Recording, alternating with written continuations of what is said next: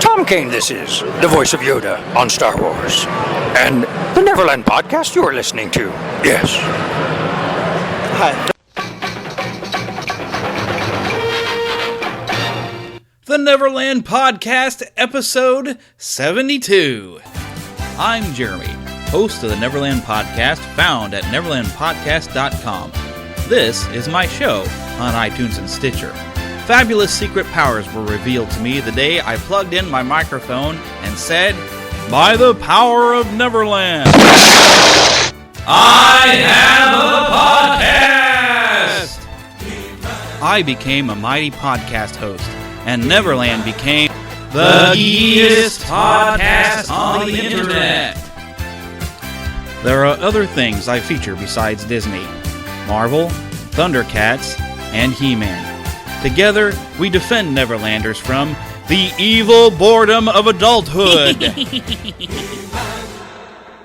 Well, we are back, and yes, that was a slightly different kind of way to open the show. That was actually a promo that I've sent out to other podcasts, and perhaps you've heard it. There's a very good reason, though, that I have opened the show with that, because when we get to our special guest today, I think it's going to blow your mind. It is really, really cool. We have Daniel Benedict. He has created a fan film called The Fall of Grayskull, and, well, he's still working on it, but it is about to be released. He's about to show it in Germany at a PowerCon convention type of thing, and he's working on bringing it here to the United States, but of course he's still got to finish all the editing. But the costumes look great. There is a fantastic trailer, and I will link to it here in the show notes. I will also link to his main website. You've got to check it out. I did tweet it out there. Hopefully you did see it. Really awesome. I think you're really going to enjoy this conversation today, and it's of course doing something a little different. But before we go here, before we launch into that, we need to make sure we have that pixie in our pocket. Now take that pixie out of your pocket. You should be keeping her in there because you need to keep the good attitude with you all the time. Get some of that pixie dust, grab your happiest thought. We've got to take flight. We're going to Neverland once again. Now, as we're flying to Neverland, I want to remind you to email us at podcast@neverlandpodcast.com. Tweet to us at NeverlandPcast. Make sure you're following us, and we'd love hearing from you. Let me know what you think about the show. Follow us on Facebook. If you just look for Neverland Podcast, we have a like page, also a group you can join. You can leave us a voicemail, 816-226-6492. Also, if you go to neverlandpodcast.com, you can find all of this information, as well as finding a link to join the Neverlanders. It says right there, Neverlanders with an exclamation point. You go in there, you can find out how you can become an official Lost Boy or Pixie. And I hear you say it, why not a Lost Girl? I want to be a Lost Girl. Girls are too clever, they don't get lost, so you become Pixies. You are very magical, ladies. We love you. Alrighty. Also, do not forget, you can donate to us through our Patreon link right there on our website, or go to patreon.com/Neverland Podcast. I'm still working on, a few bonus type of things for being on one of our patrons. But please know that half of what I get donated through Patreon, I am giving to a charitable organization called Give Kids the World that sends terminally ill children and their families to Walt Disney World. Wonderful cause, and I love supporting them, and you can support them as well by just donating to me and helping me keep the lights on around here. But I want to just dive right into our content, so here we go. To Disney and beyond!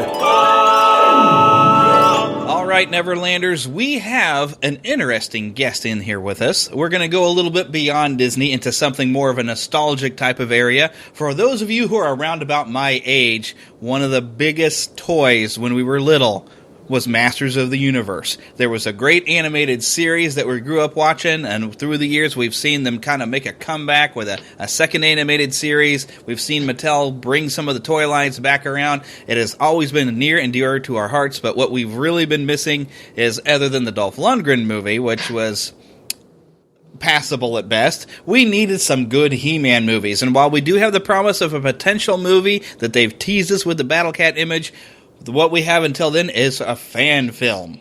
And I have learned about a fan film called The Fall of Grayskull. And here with me to talk about it is the creator of this film, Daniel Benedict. So everybody cheer for Daniel. Woo! Yay! Hello.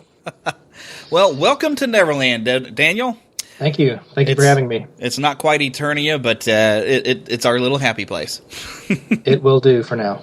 So, what got you into making fan films? Is this your first one? First fan film? When growing up in middle school and high school, I would make my own Friday the 13th films. Well, you can't even call them films. Home videos on VHS. So, I mean, if you count those, then I've done it before. But on a semi-professional, I don't want to say professional, semi-quality scale, this is the first. So you've been slowly working up to it. Yes, this is the pinnacle of all of my efforts, my entire life. Oh, so is it kind of nerve-wracking? Yes. I had second thoughts before I launched the Kickstarter, and then I did launch it, and I didn't think that I was going to succeed and make the goal amount, and then we did, and part of me, was super duper excited and thankful, but another part of me was like, oh no, I actually have to go through with this now. And it's been very, very tedious. It's the hardest thing that I've ever done so far. So right now I'm in the editing process, and I'll work all day long and get 3 seconds done. And so, wow, yeah. Is it a lot of effects that you're having to work on? Yeah, everything was green and blue screen, so that takes a lot of time. Well, you got a lot more tricks up your sleeve than I ever had trying to make a fan film. Because I'm like you. Some friends of mine had got me started where we would try to make our own movies on camera, and I have a really bad one from high school that we were making fun of The Crow a little bit. But I find it a lot easier sometimes to make comedy, and even if the only people we make laugh is ourselves. Hey. So what inspired you to make a He-Man film? He-Man has always been an obsession with me. It's I've loved the toys and the cartoon and everything since I can remember seeing my first episode when I was about 3. And I've always just enjoyed the characters and the stories and the entire property. And they're the only toys that I've kept from my childhood are all the Masters of the Universe things. So it's, been my passion forever. So I make films in my spare time, and I just thought, why not do this? It makes sense. I love making movies. I love He-Man. Let's put those together. Sure. That's impressive that you still have some of your old Masters of the Universe figures. The figures I have no idea what in the world they happened to. As far as I know, Mom sold them in a garage sale. Oh, no. That's tragedy. Yes, it was. And I was so careful because Man-at-Arms, I'd always see, like my friends, their Man-at-Arms, they would take his armor off and whatever, and they would lose it somewhere, so you just have this green guy. So I just made sure. It's like, no, I'm not taking anything off. I'm not taking Skeletor's, whatever you would call his piece, not taking it off. Everybody must wear it. And then I was very careful about not losing all of the weapons and things like that. Like, G.I. Joe, you'd always lose those weapons. They were so small. Oh, yeah. But He-Man, I was like, no, must keep everything. And then the last time I remember having them is when we were in a townhouse when I was small, and we moved when I was 7, and I think it's the last time I remember seeing my He-Man figure. So I think they were sold before we moved.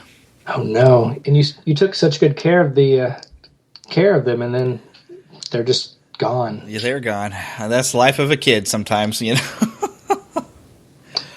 should get on eBay and relive your childhood. Get some back.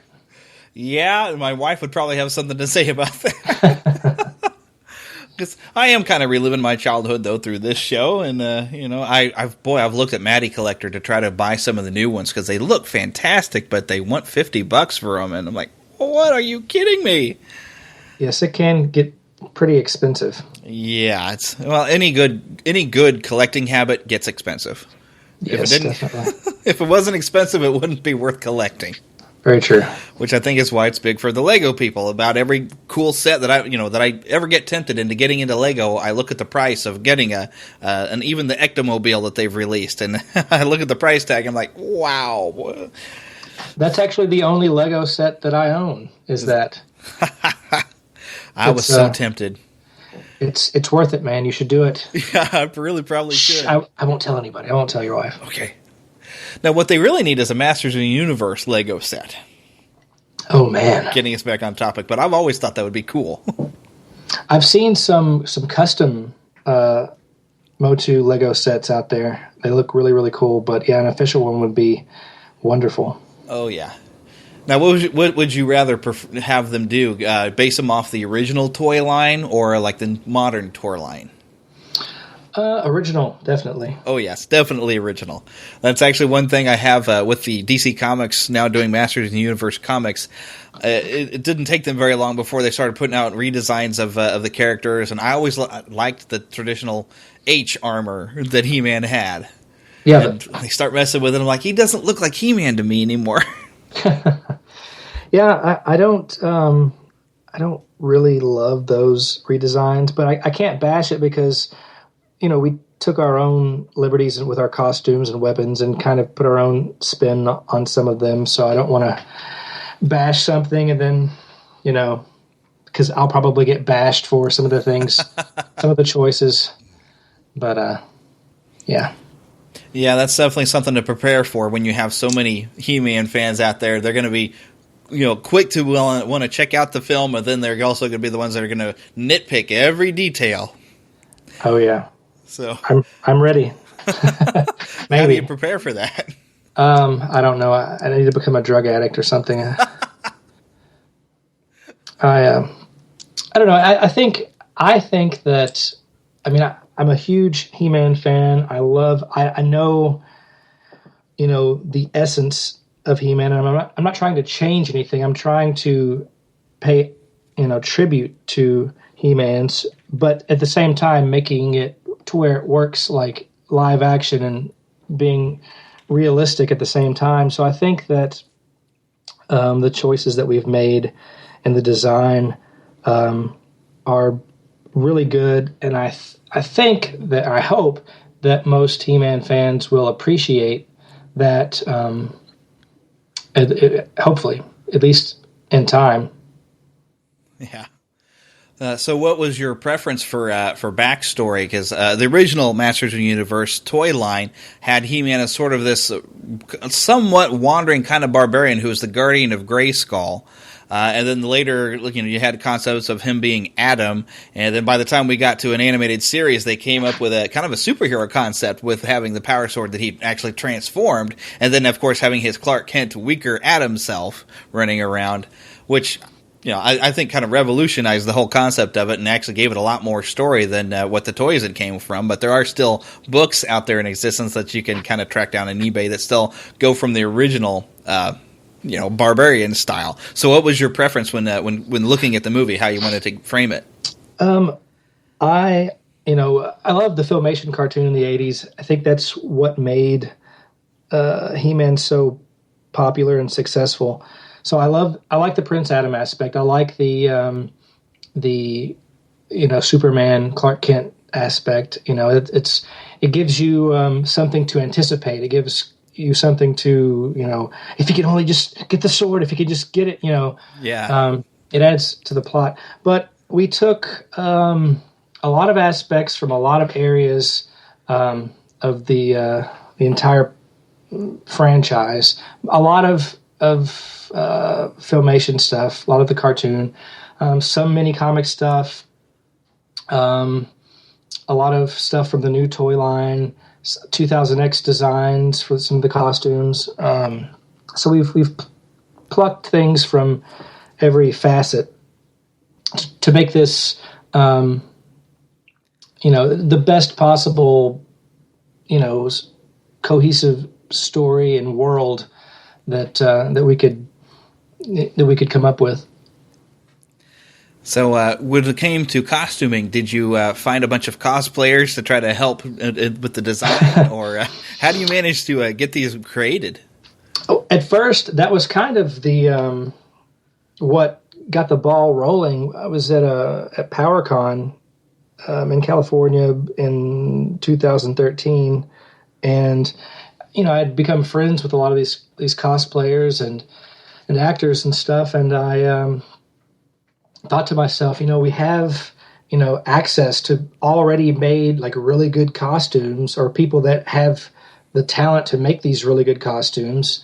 Let's put together some kind of a He-Man film, some kind of a short film, or at first I was just going to put together like a fake trailer, like a trailer of a non-existent movie, and then I realized that was going to cost a lot more money than I had, and more money than I would be able to get through Kickstarter, trying to fund a trailer.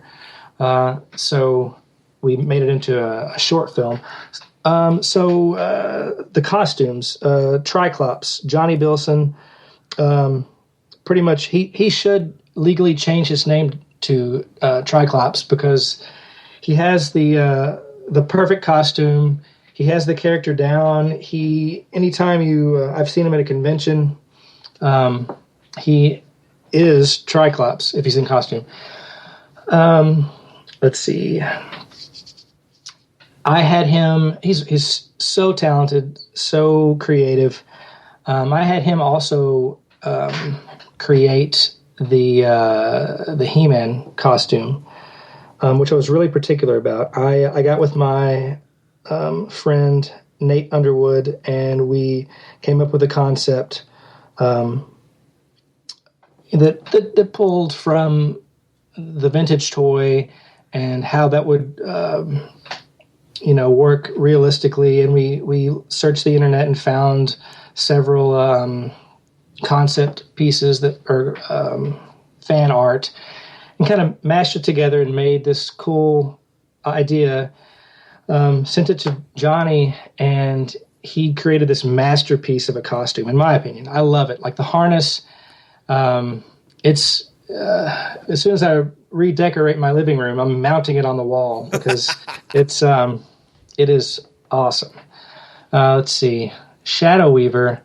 It's depressing to even think about Shadow Weaver. I had a local costume designer that was going to do Shadow Weaver, and they ended up kind of backing out and not being able to do it. So my producer Cassie and I took it on ourselves that we needed to just do it ourselves. We had exhausted all of our resources. Everybody that was helping us, they were all busy doing other things around the clock to prepare, and we just decided to design this costume having no prior costuming experience. And we were up, till 5 a.m. We would work. I would get home, I'd get off work. We'd spend 10 hours a night for weeks on Shadow Weaver. And it got to the point where it was like driving us insane. But in the end, it turned out so good. And I can't believe it actually worked and fit on a human being and and stayed together. But so it was a collaborative effort. Angela Bermudez made part of the sorceress costume. She's an artist / cosplayer, really talented. Let's see, what other characters in this movie? You get the picture. Lots of people came together and banded together to make this awesome. Lance and Amy Jays from Jay's Cosplay, Skeletor, and they did. They provided Skeletor, which was already made, and I met them at PowerCon, and the Skeletor was just it's kind of like the initial moment where I was like, man, this needs to be like on film. So yeah, Holly, my friend Holly, designed Evelyn, part of Tila. So, okay, I think that's all my shout-outs. Well, yeah, it's good to have the shout-outs when they, with all these people helping out to make all these costumes. So now, I'm guessing with Shadow Weaver, are you going to then include some of the rest of the Horde are in this movie? Well, there's no Horde in the movie. I've been asked, why Shadow Weaver thrown in with all of the, why put a She-Ra character in with all of these He-Man characters? And I'm just like, shut up, I wanted to. Well, originally, I was, when I first started writing the script, I had Count Marzo in it. And it was are you familiar with that character? It sounds familiar, but it's not quite clicking. It was in the Filmation, and then later in the 2000X cartoon, they changed him and made him, really awesome. And I thought it would be a cool idea to kind of have him as this on the fence. Is he helping the good guys? Is he helping the bad guys? But that didn't work out. So I already had a lot of it written. So I needed to throw in, another character, and I was like racking my brain on, what character, could I get to kind of fill in this role? And I was like, well, I'll just bring in a She-Ra character because, that will give me an excuse to, have this, person that could be on the, helping the good guys, could be helping the bad guys, could be, who knows? And of all the She-Ra characters, I think Shadow Weaver is just really cool looking. The characters, there's so much that can be done with an evil character like that. She's very much like this dark witch in this movie, as opposed to kind of like. I think she was pretty menacing in the cartoon, but yeah, she was downright spooky. But I think she adds almost like a horror element to the movie, which I really like. So, were you tempted to try to maybe find a way to invent a face for her, to where you might actually see her face at some point? No, yes and no. I'm not doing it like the cartoon. She does have a face. It's veiled. You never see the full face, but there's close-up shots where you see her face, and you can actually, and the veil is kind of, you can see through the veil a little bit. So you can see her face. She's not like mutated or crazy looking or anything, but yeah, that's one of the things I always used to wonder on the cartoon, because you'd never quite see her face. So I always wonder, it's like, I wonder what she looks like under there. Does she look normal, or is she some sort of old hag? Or, you never knew. You never knew. I think, though, that the character and the dialogue really make this character. You don't need a monster to make this character really creepy and powerful. And the interesting thing, if with her face normally being veiled, if she is villainous, if she was going around perhaps not in, without the veil and just going around, unhooded, she could actually kind of be a bit of a spy, and kind of work some sort of evil things amongst the heroes, and they wouldn't realize who she was. Exactly. A disguise. Mm-hmm. Easy disguise. Were you tempted to try to find a way to create Orko into the movie? That would be a challenge, but it'd be really cool. Oh man, yeah. We just did not have the budget. I knew, I knew from the beginning that would be really difficult. I would need, a whole team of animators and stuff, and I have, no experience in that sort of thing. So Orko does exist within, the storyline within the universe. The movie doesn't make mention of him. But I will say this, and I haven't told anybody this yet, but so you're getting the exclusive, man. Woohoo! There will be a comic book that will come out. I'll post it digitally online for free download. It's just a fan comic. Probably in July before Comic-Con. Or maybe I'll post it on Comic-Con weekend. How about that? It's appropriate. Yeah. What the comic is going to do is tell the story leading up, because the film is a short film, and it's basically the climax to a longer story. And so the comic book is going to set up the movie just a little bit. So everything that takes place prior to the film will take place in the comic book, and then as soon as the comic book ends, the film picks up. So, and you will see very, very, very briefly Orko in that. So there you go. Awesome. He's one of those characters that you needed that comic relief. When he fit right into the cartoon. Yes. He was kind of an oddball character, but I actually remember having an Orko figure, and all it could do really is just spin around on the table, but it was great. Hey, that's a good action feature. Yeah, it was great because he'd just run around crazy, and I remember I'd take his hat off and be like, "Boy, he had the weird kind of just his head was nothing but blackness with eyes and ears when he took the hat off." And you're like, I really wish they would have showed you what his head is supposed to really look like underneath this hat. So he looks just like Shadow Weaver. They're twins. There you go. And they look just like John West. That's all the same thing.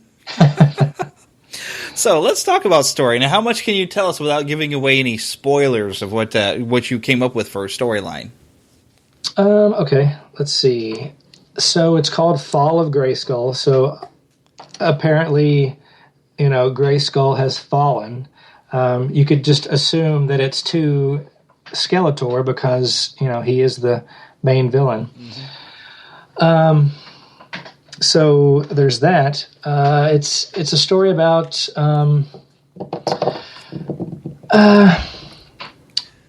Skeletor has taken over the castle, and it's up to what's left of the heroes to win the day. It's there's several storylines running through. It's very much a Teela movie. Also, she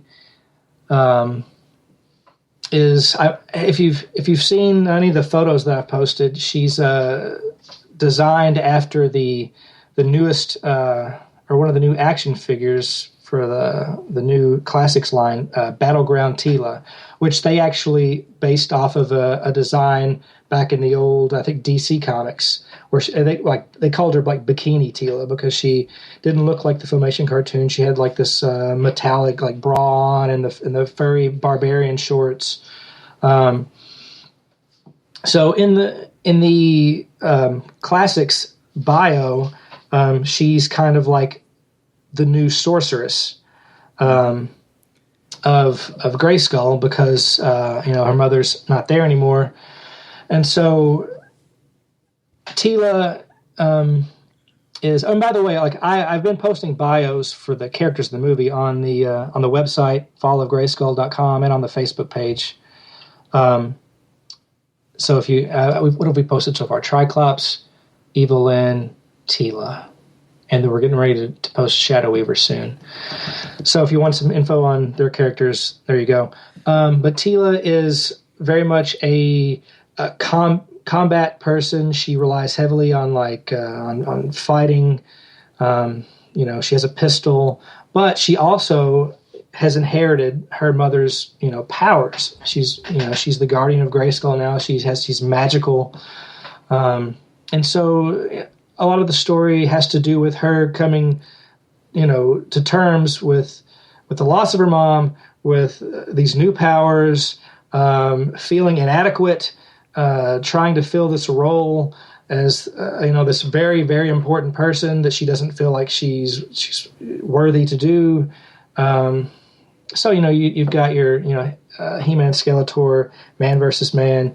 You've got Teela, man versus self dilemma, and let's see, what else can I tell you? Is that not enough? Oh, I think that's a lot. That's pretty cool. Let's see, and it's that's all I'm going to say. Ask me more questions. Yeah, that actually reminds me of, I don't know if you've been reading any of the modern comics, but they've had Teela take on the role now as being the sorceress, but they also took inspiration from the original Teela figure. She had that kind of a snake-like hood thing, and they took inspiration from that, and she's sort of wearing that as in her sorceress role, and it turns out she's also now the leader of the Snake Men. I do... I have all the new comics. I have not read all of them because I just don't have a lot of time to do anything. Oh, I'm sorry. I should have said spoilers.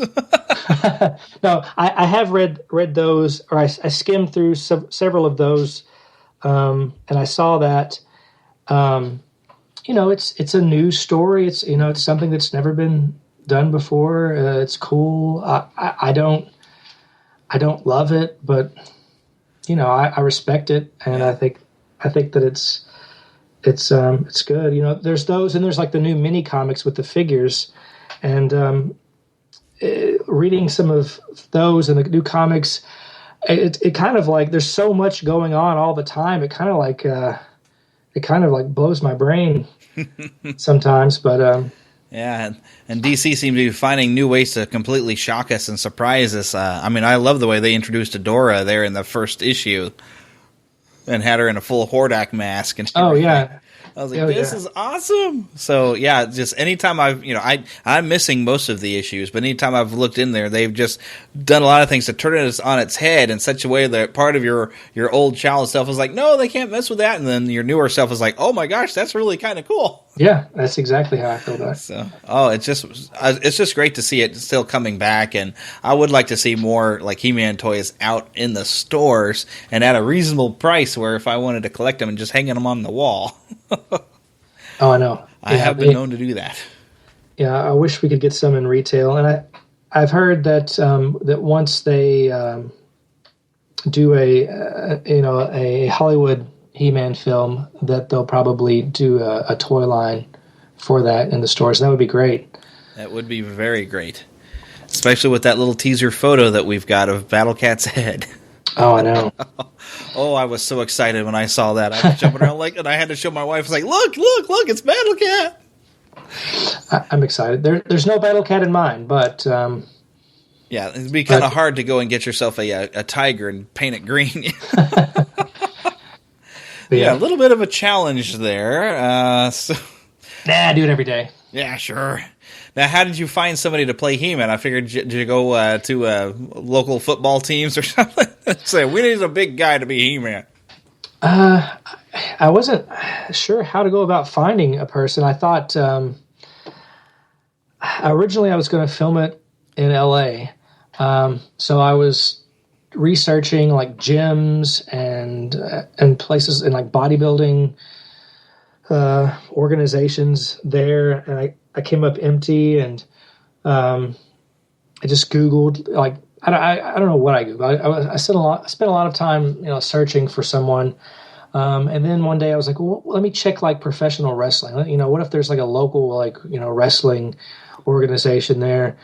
And I found this one league, and I went through their roster, and really there was only one person that was, huge and cut enough, and that had the look in the face that was young looking, and it had like the good looking guy, and it was Brian, and so I cyber stalked him, and reached out to him, and it turns out he is a huge He-Man fan, a huge comic fan. He loves the X-Men. X-Men is like his everything, and so nice, so cool, so willing to help, and he did a fantastic job.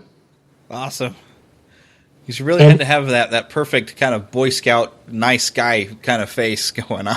Yeah, he does. He has he's got the nice guy look, in his demeanor, but yet he's like absolutely massive. Sounds awesome. Now, how did you go for style of combat kind of, because the cartoon, of course, was very light, and you had a He-Man who was bent kind of more on capture. Of course, in the other comic iterations, they say, hey, you know what? This is Sword and Sorcery. We're going to be a little bit more violent. Did you find like a good blend somewhere between the two, or how did you handle that? I wanted to make this gritty and dark, and I'm not trying to make it like the new Batman movies or anything. I'm not trying to just make it so dark and serious. There's humor in it, and there's color and a dynamic range of looks. But it is I wanted to make it not cartoony, because the fan films that I've seen so far, a lot of them are cartoony. I'm not saying that they're cheesy, and I'm not saying that they're bad. I'm just saying that they look a lot like the cartoon, and I wanted to go just a different direction. So with the fighting and violence, there's gore in the movie, and there's violence. There's no profanity, and there's there's several different types of fighting. There's like like sword and staff fighting. There's like magic fighting, and just almost like martial arts style fighting. But it's I don't know what I would rate it. I guess I would rate it PG-13 for it's got violence in it, and there I'm not saying that everybody's going to survive the movie either. So yeah. Yeah, I was kind of wondering about that. It's like, if you would think, okay, if this is going to be a bit more realistic, somebody could feasibly be killed. So it's like, how do you decide, who do I want to kill off that somebody's going to be mad? Yeah, I mean, if people are going to be mad about characters dying, then just go in knowing that people are going to die. Yeah. It's not going to be quite as over the top as I've done a Castle Grayskull Man online comic, just 2 issues so far, waiting on the 3rd one. But I've written those, and those are like, over the top, like people are getting sliced in half, and it's not going to be quite like that. But there is blood, and so be forewarned. And speaking of combat, though, how did you go about getting the weaponry created and the props and things like that? Let's see. Various ways. A guy, Chris Hedges, designed the Tila blaster. Did an awesome job. I wanted him to kind of model it after the 1987 Tila blaster. So it's reminiscent of that, but with a little twist on it. I personally did the Skeletor staff just out of necessity, because I had our effects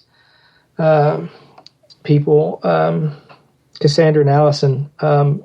I gave them like a list of things I needed them to do, and one of those was the staff. But they were so overwhelmed. I had given them so much to do already that the staff kind of fell back into my lap, which is fine. None of us knew what to do with it anyway. I had them buy me a ram skull, and I was like, okay, now make this into a staff. And they're like, how? I was like, well, I don't know.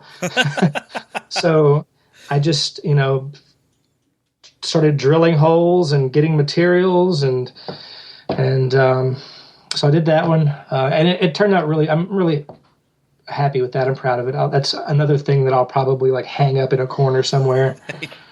Let's see, the He-Man sword, the Power Sword.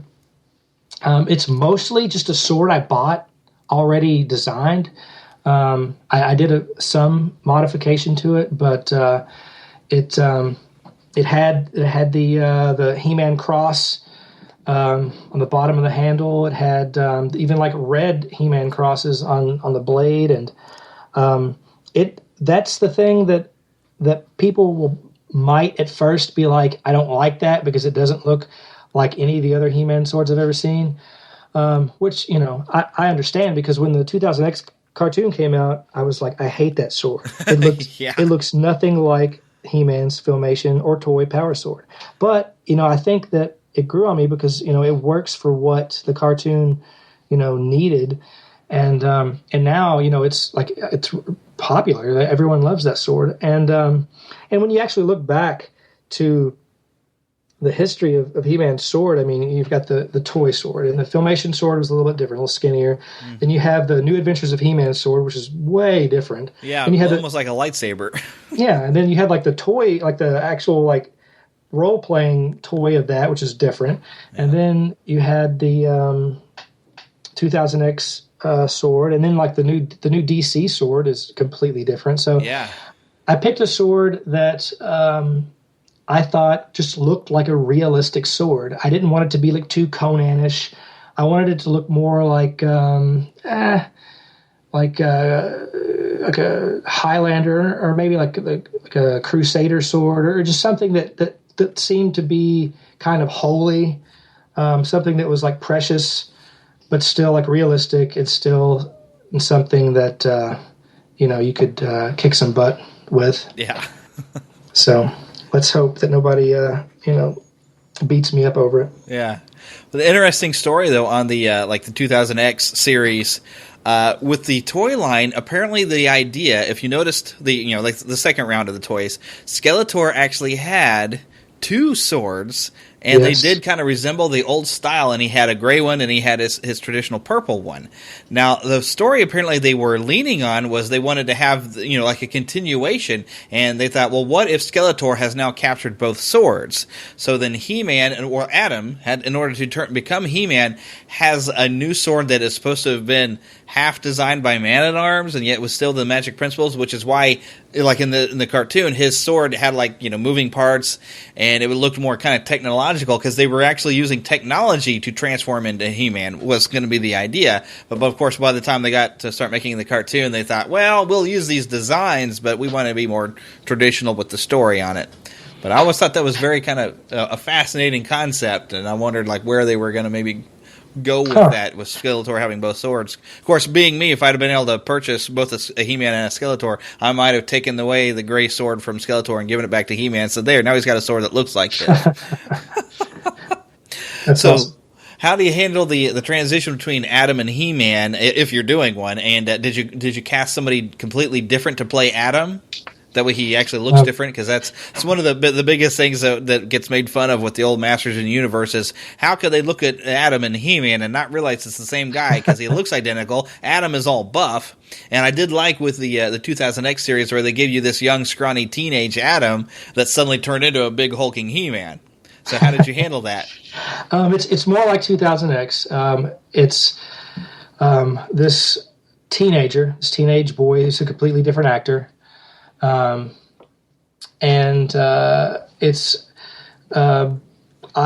am still actually working on the transformation. I haven't got it all figured out yet. I have it all filmed and I have a plan, but I'm still working on it. But there will be a transformation scene. I can't, how could I not include that? Yeah.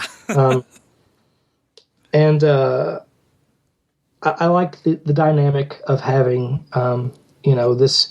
this kid basically who has this chance to be, this powerful hero. I mean, that's kind of what He-Man, was to us. We as kids, we wanted to be He-Man. We wanted to be, the most powerful man in the universe. And I like the idea of it being like this, not necessarily like a weak person, but just somebody that looks completely the opposite of He-Man, but at the same time, that looks like, a smaller version. Yeah. Has the heart of He-Man, but none of the power. Yeah, there you go. There you go. All right, so now you're premiering this actually in Germany. Have I got that right? Yes, Grayskull Con, September 11 this year. And so what is the plan for being able to premiere it here somewhere in the States? Well, I'm looking at several venues and dates, and I haven't said this to anybody yet either. So another exclusive. If I can get it done in time, people who go to Comic-Con will have a chance to see it at the Power Party. Awesome. That Friday night. So, but that's if I can get it done in time. It's pretty hardcore editing, time consuming. Yeah. So there is that, and I'm going to do a local premiere because most of the because we shot it here in my hometown, and most of the actors and crew are here. So I'm definitely going to show it here in Kentucky, and possibly several other locations. Yeah. And then after you've kind of toured it and showed it at a few conventions, are you going to try to put it online, or do you have plans for distribution? That is the goal. The Kickstarter, the backers on Kickstarter will get their DVD or Blu-ray, whichever or digital download, and then eventually my goal is to have it stream online. Hopefully that will become a reality. Like you were talking about with me earlier about YouTube and their issues with material. I may have to not put it on there and put it on another site or another way to get it to the public for free. I mean, it's always going to be free. I mean, but is there a chance that anyone who maybe didn't know that you had a Kickstarter going, if they wanted to get a DVD or a Blu-ray of it, would they still be able to get one somehow? I don't know. That's something that I don't know yet. Maybe I don't. I'm running the risk of just starting to make money off of it at that point. Right. Yeah. And I really don't want to do that. So I would say next thing you know, Mattel shows up at your door. Excuse me, Mr. Benedict. As of right now, physical copies are reserved as rewards for the Kickstarter backers. So, there's that. Yep. So what's next after this? Now that you've kind of got a taste for doing something a little bit more high profile or a little bit higher budget, you can plan on making some more fan films, try to slowly work your way maybe actually into doing some full Hollywood style film? I don't know. Some days, yeah. Some days I'm so overwhelmed, I'm just like, I'm never making a movie again. It just depends on how tired I am that day. I don't know. I really don't know. I can't. Usually I'm always, while I'm doing a project, I always have the next 3 projects mapped out in my head. But with this one, I'm so involved with it that I can't even really see past this year yet. So I don't know.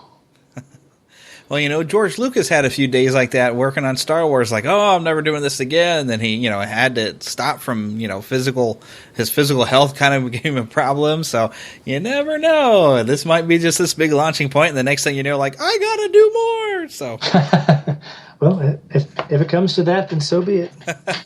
This could be the launching platform for Daniel Benedict. From fan film to Hollywood legend. You never know. It could happen. Hey, I mean, I would accept that. And you heard it here first. Oh, well, big thanks for coming on to the project, or onto the podcast here to talk about this project. I'm really hoping this turns out really good. I'm pretty excited for this because I saw that little bit of a tease thing that's on the Facebook page. And I'm like, well, hey, you see a little bit of costume and they look kind of cool. So. Well, cool. Well, thank you for having me on, and I appreciate it. I'm glad you're excited. I hope everyone else is. And the teaser trailer, that's all that is. That's nothing final. That was just me taking some shots that we had filmed and just mocking up, what it could look like. So I'll have a better, more full trailer sometime in the next, I don't know when. Sometime soon, hopefully. Yeah, there you go. All right, and the website is fallofgrayskull.com, right? Yes. All right, so everybody go check it out, and I figure you also, the Facebook page, if you search for Fall of Grayskull, you will find it. Is there a Twitter page or a Twitter feed that people can follow on the project? Yeah, if you go to fallofgrayskull.com, there's some links to Twitter, YouTube, Facebook. They're all there on the top banner. And also, if everybody goes and if you know of any local conventions here in the States and you know the right people, hey, drop the website onto these people and let's see if we can get some people calling Daniel and say, hey, come show this movie. We want to have a panel. Absolutely. That's a great idea. Do it. Do it. Find the right people and talk to them into it. In fact, we got another convention. We just had Planet Comic-Con here in Kansas City, but we've got another one in August, which is actually before, though, when you're scheduled for Germany, so I don't want to put a rush on you. But, maybe by next time Planet Comic-Con comes around, I'll find the right people and say, hey, we want to see this movie. We need to have a panel. So that would be awesome. All right, but once again, everybody, Daniel Benedict, fallofgrayskull.com. Thank you so much. Do your eyes deceive you? Are He-Man and Man-at-Arms really locked in mortal combat? If so, then it is a bad omen of things to come. It could mean danger at Castle Grayskull. I have you now, He-Man. Never, Man-at-Arms. Defeat shall be yours. Take that! Oh, blast! I missed. Ha! My weapon shattered. You're finished now, Man-at-Arms. Father, He-Man, stop! This is madness, please! No, Tila, we weren't really fighting. No, my dear. We were merely trying out a new weapon I had invented. Well, it looks like it needs more work, Father. Yes, you're right. But better to find out in a mock battle than in a real one. Speaking of which, when are you going to test the new attack track? Soon, He-Man, but it still needs some adjustments. Sometimes it acts strange, almost as if it had a mind of its own. Overhead, Zor, the sorceress's falcon, arrives with a message. By your leave, He-Man, there is trouble. Skeletor and his men have been spotted approaching Castle Grayskull from the north. They are only a short march away from it. We'll take the Talon Fighter. We must get there quickly. But He-Man, the Talon Fighter can only carry 2 of us. No, you go ahead, Father. I'll take the attack track and meet you at Castle Grayskull later. Now go. This Talon Fighter is truly amazing. Yes, with its magic, we'll be at Castle Grayskull in moments. And with Skeletor around, every moment counts. Hang on.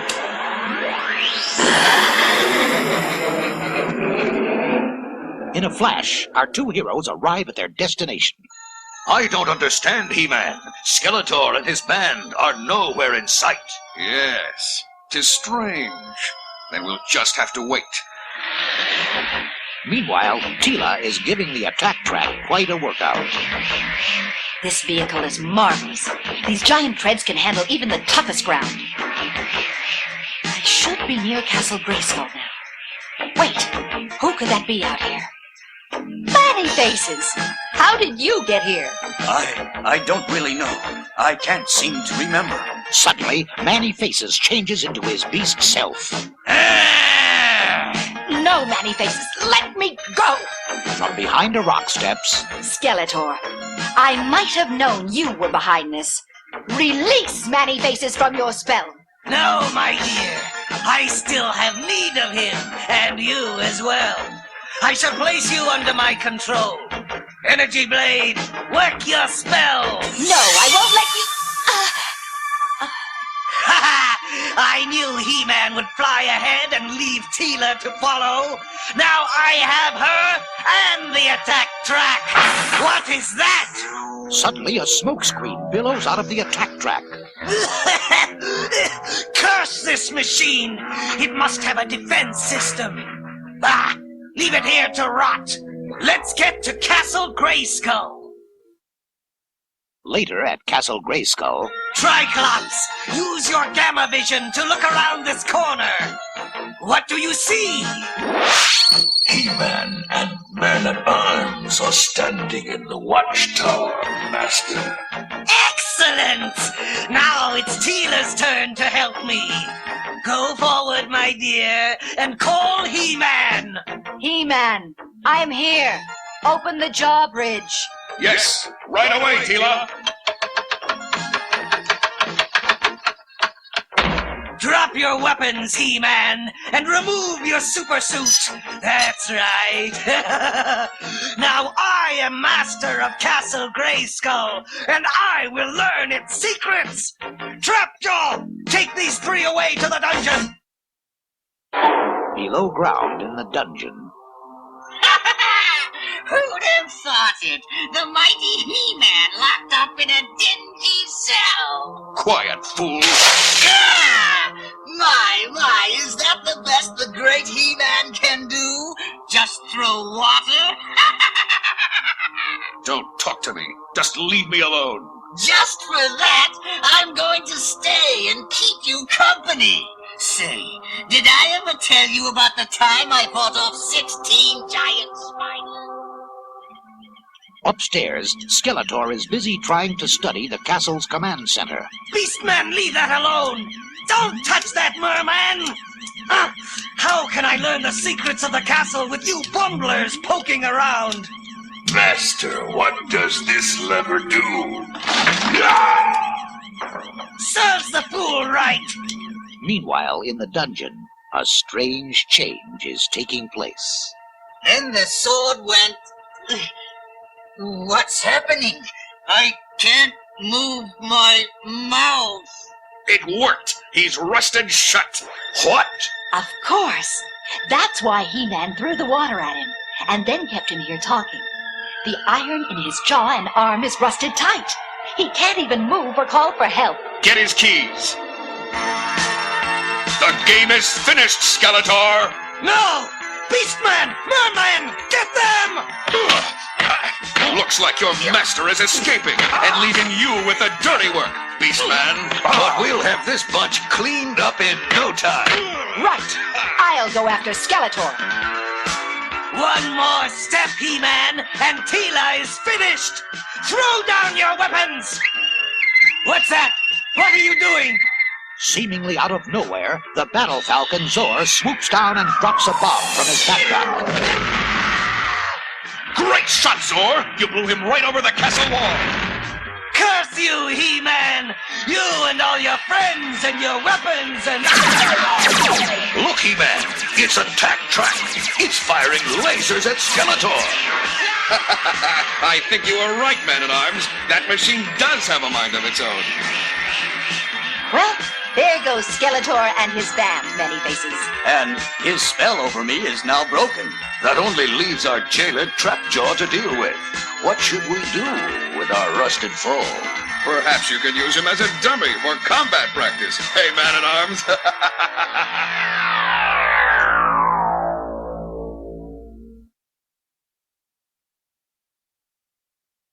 Coming soon. Watch for new adventures so you can act out the action and help He-Man fight the battle for all the power in the universe. I, Skeletor, will finally defeat He-Man! I'll use the Talon Fighter to stop Skeletor. In a flash, He-Man's hurled through space and time. Surrender to the power of White Red's Talon Fighter. You win, He-Man, but I'll be back!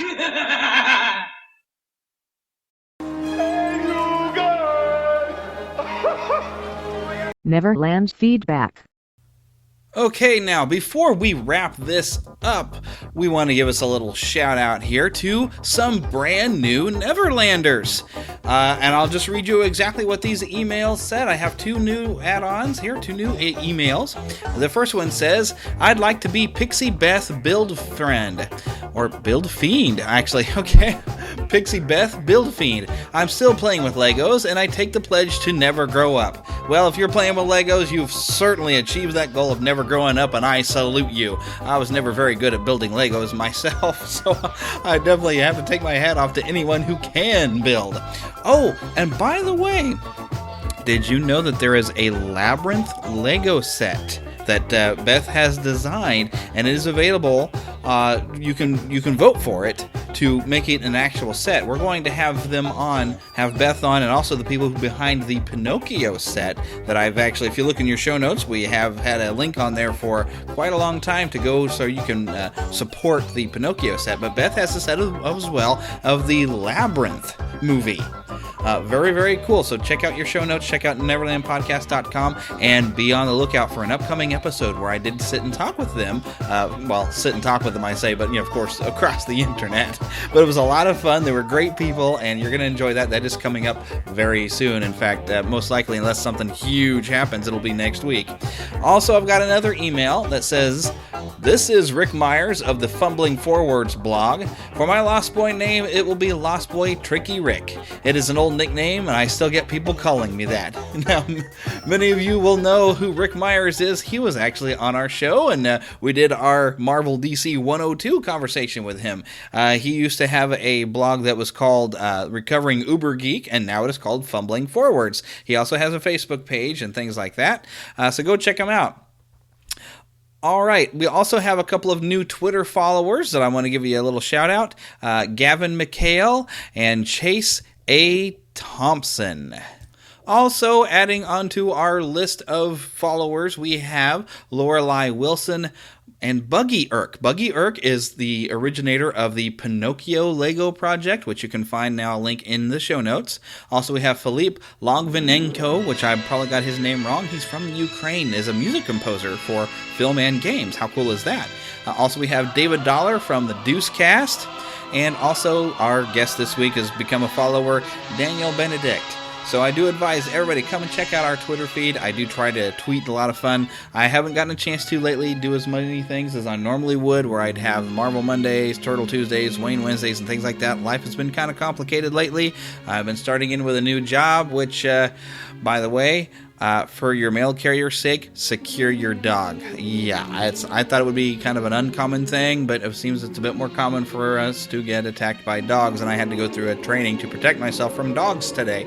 So that's completely off the subject, but remember throughout this week to keep a pixie in your pocket, and by that I mean, of course, to keep your good attitude, your young attitude, and that'll give you an ample supply of pixie dust to spread into other people's lives, which by that I mean, of course, to go and love on other people. Even just saying good morning and a smile and a handshake, sometimes a hug if it's allowed, it can really brighten a person's day. But until we see each other next week, or hear from each other next week, God bless. Thank you for listening to the Neverland Podcast. Please subscribe and rate the show on iTunes, Stitcher, and Blueberry. We love to hear from you on twitter.com/NeverlandPodcast and facebook.com/NeverlandPodcast. Leave us a voicemail at 816-226-6492 and send email to podcast@neverlandpodcast.com. Join us next week and we'll once again go to Disney and beyond. The Neverland Podcast is copyright Blue Band Productions and all original content belongs to the same. Other content is copyright of their respective creators and is used under Creative Commons license.